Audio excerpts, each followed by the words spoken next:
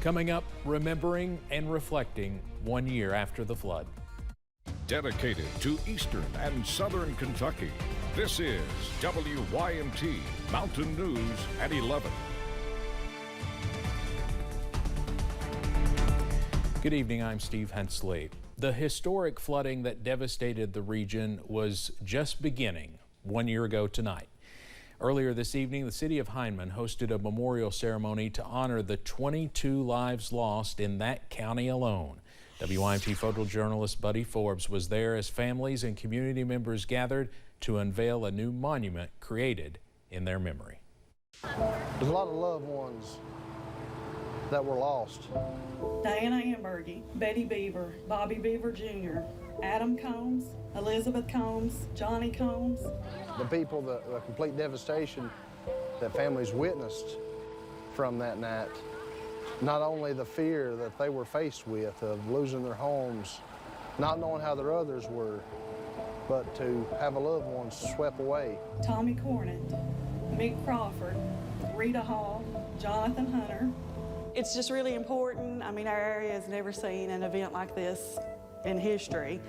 We want to be a part of making sure that 100 years down the road, you know, people have somewhere to come back and look and always remember these people that lost their lives. Carol Miller, James Miller, Chance Noble, Nevaeh Noble. I just hope they're pleased with it, and it will always serve as that reminder so their family members will not be forgotten. Madison Noble, Riley Noble II, Claster Sloan, Eva Sloan, Victor Sloan, Judy Sloan, Marietta Thornsbury, and Rosa Vick. There it goes, man. Someone made the statement shortly after this happened that we would come back and we'd be better than ever. And I stopped them in mid-sentence and I said, no, we might have a better county, but for 22 families, we'll never be better.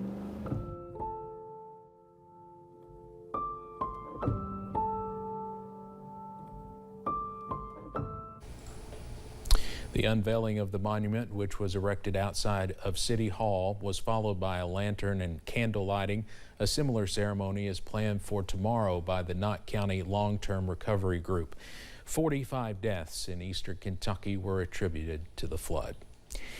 Governor Andy Beshear announced today that Floyd County would receive $2 million in grant funding for the purchase of 2 pieces of property.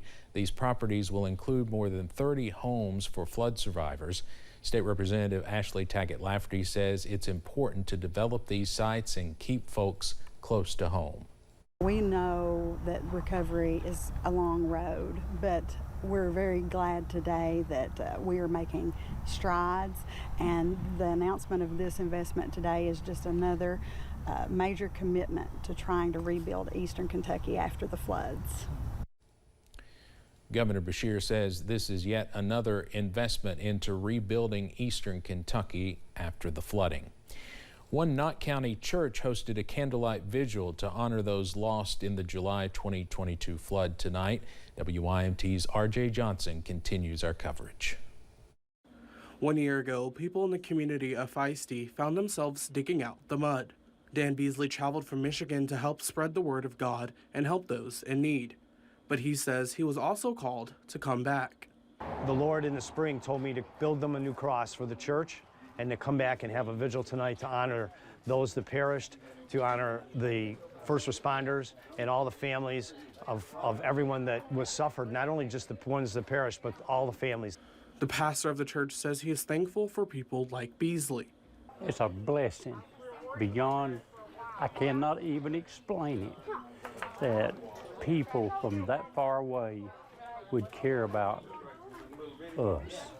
Holland says it's important to take time to step back and remember all 45 people that died 1 year ago. It's very important that we keep them in our prayers and in our thoughts, the people that we've lost. And as far as that night that it happened a year ago tonight, we won't ever forget that. Ending the night in prayers and baptisms, Holland says they're continuing to work through whatever obstacles come their way. In Knott County, RJ Johnson, WYMT Mountain News. Holland says they still have a long way to go before being back to normal, but he says as a community they will get through it together. On July 29th, 1 year and 1 day after Troublesome Creek flooded and destroyed Missy Young and her fiance's home, barn, and garden, the two made the decision to turn the flood anniversary into something they wanted to celebrate, deciding to get married by the creek that took so much from them 1 year ago, almost to the day. When we get to this weekend next year, we want to celebrate another year together, you know, another year of memories, not that memory, you know. But we need something good on that day. We need something to celebrate. And on her wedding day, Missy will be carrying flowers that she grew in her garden, saying the day is also to celebrate just how far they have come.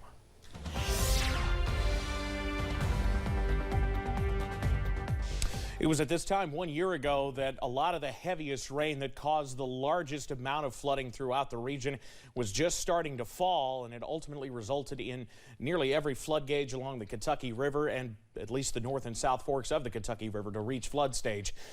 The North Fork of the Kentucky River at Whitesburg crested at 22.03 feet. The North Fork of the Kentucky River at Jackson, record crest of more than 44 feet. The Kentucky River at Ravenna was just 1/100th of a foot away from major flood stage, as well as a moderate flood stage at Heidelberg and at Boonville, and just minor stage at Hazard. But what was so incredible about the crest at Whitesburg is that action stage on that gauge is just 8 feet. You see those gaps? That's where we lost communication with the sensor. We don't know if it actually crested higher than 22.01 feet. That beat a record back from 1957 by nearly or more than 7 feet. Absolutely incredible. We are still in a WIMT First Alert weather day as we head through tonight. A heat advisory remains in effect during the afternoon and evening hours tomorrow. Just about everybody still have a level 1 marginal risk for severe weather in our northern counties. Seeing some storms up that way. Pikeville Medical Center camera still at 80. Temperatures still in the middle and upper 70s to near 80. We will continue to see some showers and storms to our north work on in as we head through the night. Steve, I'll have the latest on when the heat returns tomorrow in a few minutes. Evan, thank you. 1 year ago, right now, heavy rain was falling. We could hear it in the studio. But nobody could have predicted what was getting ready to happen in the next few hours. It was a night none of us will ever forget.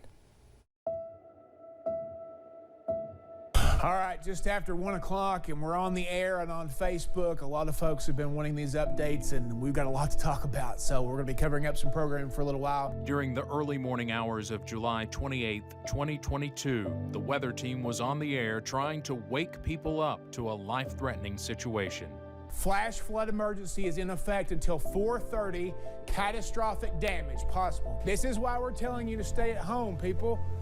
The flood water is already coming up on the tire there. This is not safe to be out in. The National Weather Service says radar-based rainfall estimates suggest upwards of 14 to 16 inches of rain fell between July 25th and 30th in some areas. A 1 in 1,000 chance of that happening in 5 days in a given year.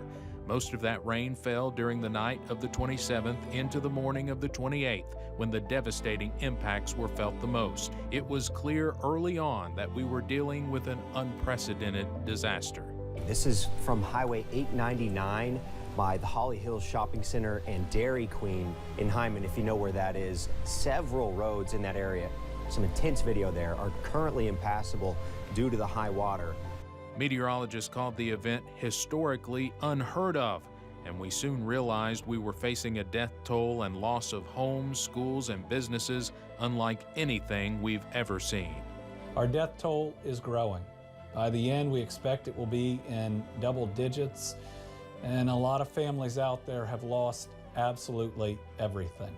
Thousands lost power and water, some for weeks. Hundreds had to be rescued, some from rooftops by National Guard helicopters, others by local emergency crews or their own neighbors. People were left in shock and disbelief. This is beyond anything that we've ever experienced, and it's beyond the scale of anything that I've ever been involved with in my 24 years with Fish and Wildlife. There's nothing really that you can do, but, you know, we're just glad that we got out. Eastern Kentucky was in the national spotlight for days. Catastrophic flooding has forced Americans to flee their homes in the middle of the night, this time in eastern Kentucky. 6 to 10 inches of rain caused widespread flash flooding. More than 40 people died. Most of the deaths were in Knott County. Thousands of homes and businesses were damaged or destroyed. The school year was delayed in several counties, and what was already called a housing crisis in eastern Kentucky became so much worse in a matter of hours. What do you want people to know about what's happening here? We have got a porch to sit on. Some people don't got a porch to sit on. They don't have, some people are living in tents. It was a summer of sadness. In Floyd County, the graves were barely dug for 3 officers and a K-9 that died in an ambush when the waters rose. My EM director was one of the gentlemen that got shot in the shooting and lost his eye. So we don't have an EM director right now to do this. So we got 6, we're all wearing 5, 6 different hats. So much has been going on. That's the first time I've realized that their emergency management director was one of the ones shot. For eastern Kentucky natives like Brandon Robinson and myself, the emotion of seeing our region torn apart was sometimes overwhelming. We finally have power back in downtown Whitesburg. So you're getting a chance to see the devastation firsthand for the first time since earlier. Steve, I'll toss it back to you.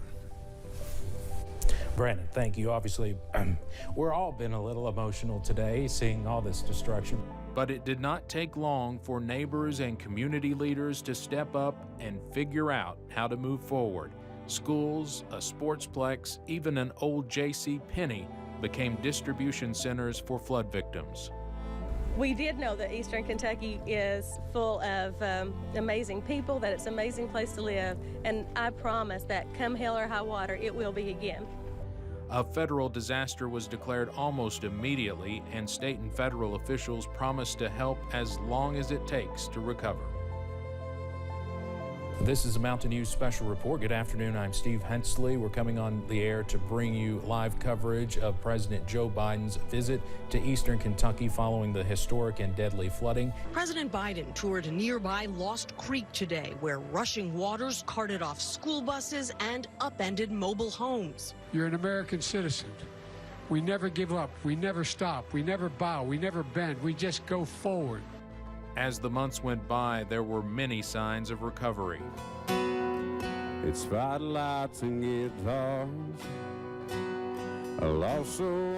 Telethons were held. Millions of dollars was raised by groups like the Foundation for Appalachian Kentucky. Groups came in from across the nation to help rebuild, and that work continues. 8 months later, and you still see the devastation, and your heart just breaks, you know? I think people sometimes think that it's there and they forget about it, you know, but we don't. This organization doesn't. FEMA has approved more than $100 million in individual assistance grants. Dozens of families are still in travel trailers, while others have rebuilt or are in brand new homes. Yes, I thank God. I thank God. Yes, I do. I'm excited to be in a new house. One Knott County boy asked Santa for a new home at Christmas, and the picture he unwrapped became reality 5 months later.